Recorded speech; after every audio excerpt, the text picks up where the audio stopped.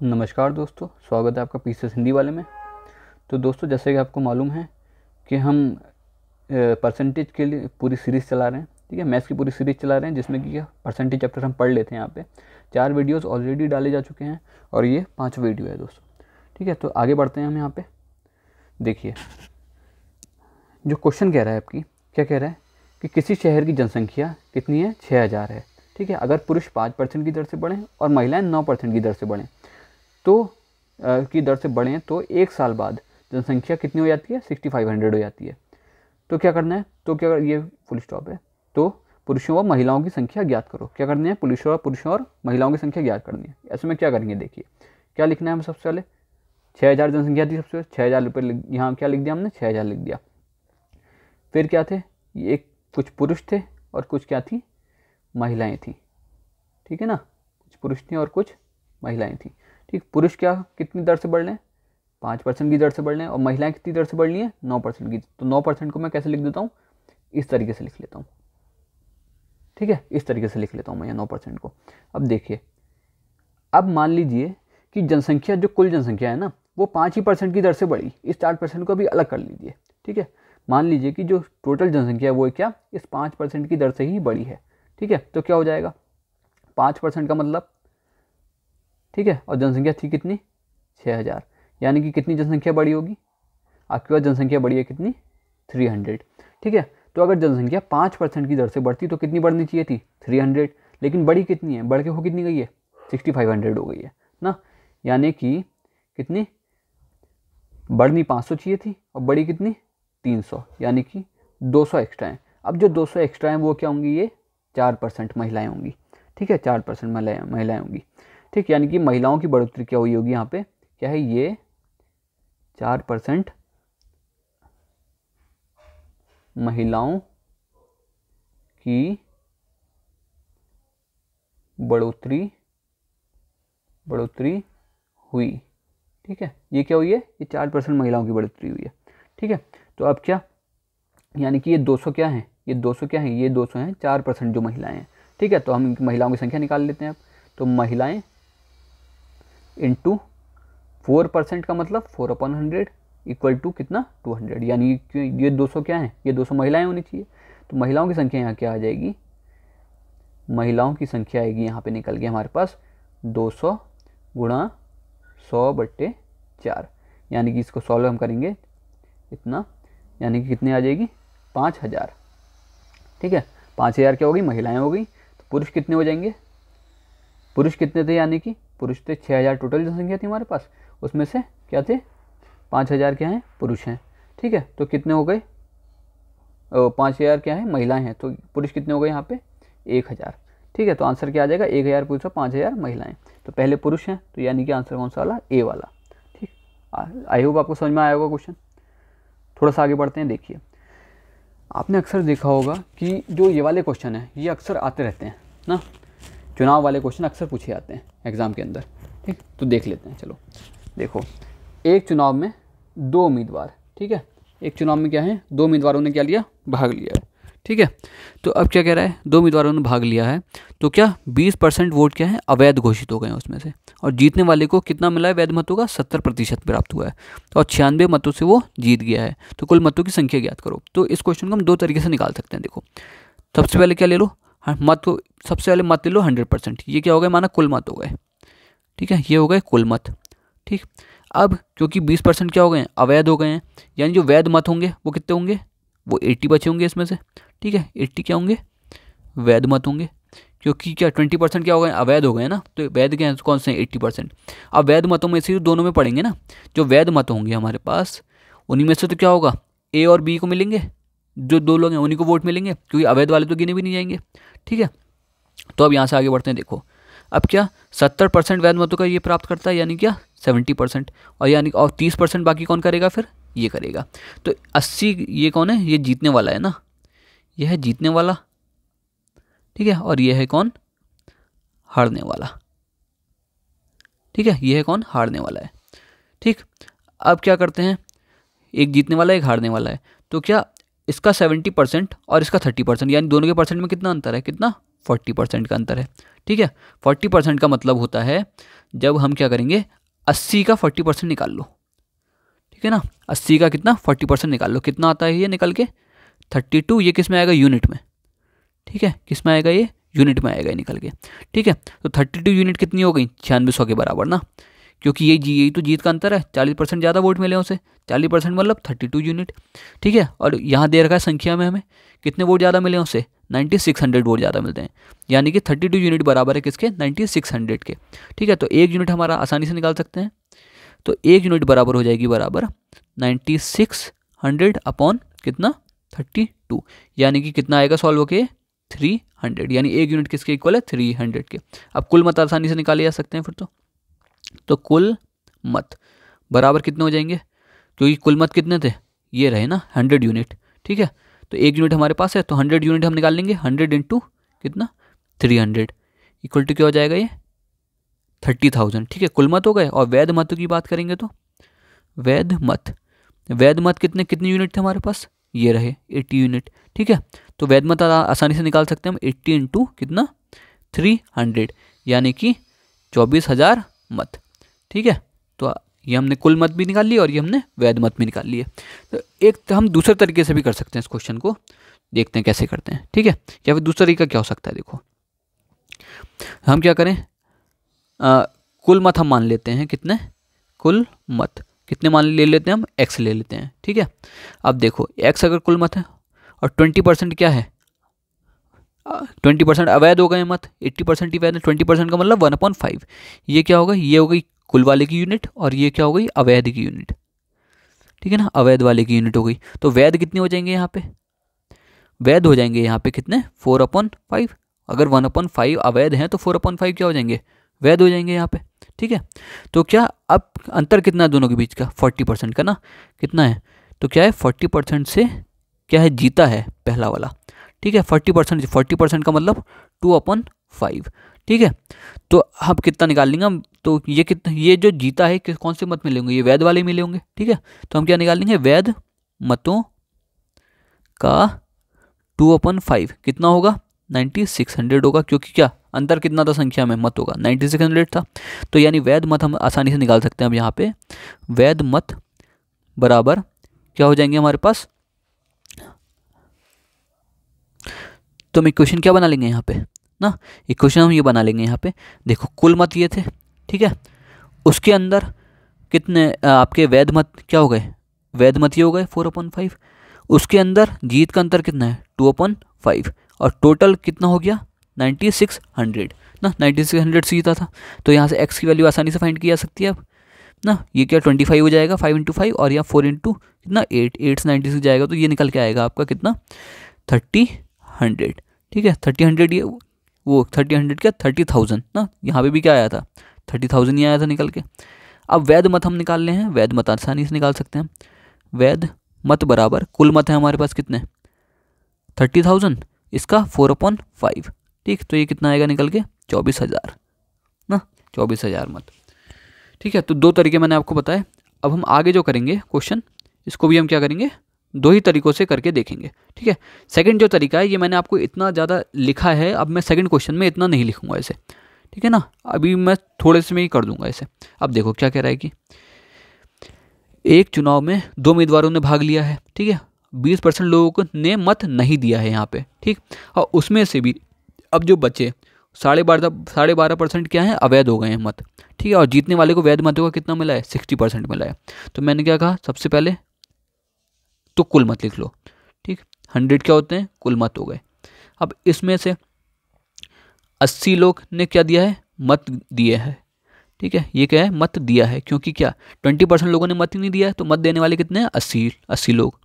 ठीक, अब इसमें से भी क्या है 12.5% क्या है अवैध हो गए मत। ठीक है, तो 80 का कितना 12.5%, 12.5% का मतलब 25/200 यही निकलेगा ना। तो ये कैंसिल हुआ यहाँ पे, और ये क्या जाएगा 5 से 5 25 और 5 को 20 और 4 से 4 दूनी 8 यानी कि 10।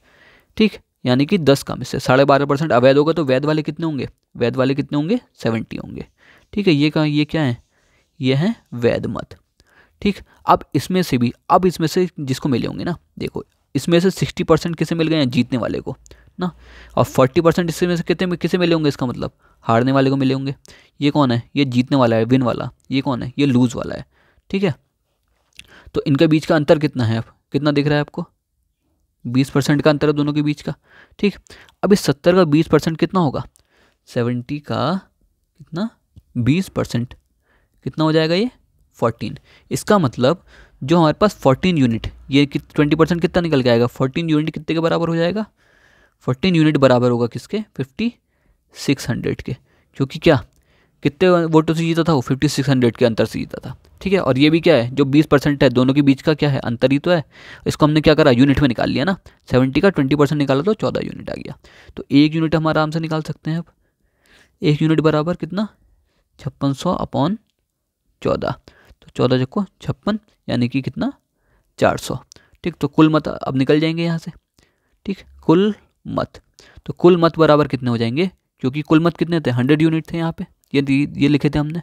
ठीक है, 100 यूनिट, और एक यूनिट कितना है, 40 के बराबर है। तो कुल मत कितने होगा यहाँ पे, 40,000। ठीक है, बाकी भी सब निकाल सकते हो। देखो 80 यूनिट का निकालोगे तो आपको मत, जितने मत दिए गए हैं वो निकल जाएंगे।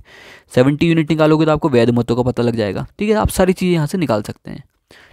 दूसरा तरीका क्या हो सकता है, जो मैंने दूसरा तरीका बताया था, क्या, सबसे पहले हम लिखेंगे कुल मत। ठीक है, फिर उसके बाद क्या लिखेंगे, 20% लोगों ने मत नहीं दिया, यानी कितने लोगों ने मत दिया होगा, 20% का मतलब है 1/5। ठीक है, तो यानी क्या, कितने लोगों ने मत दिया होगा, 4/5 लोगों ने मत दिया होगा।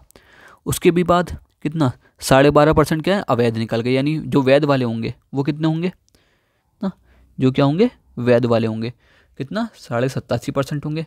और 87.5% कितना होता है, 7/8।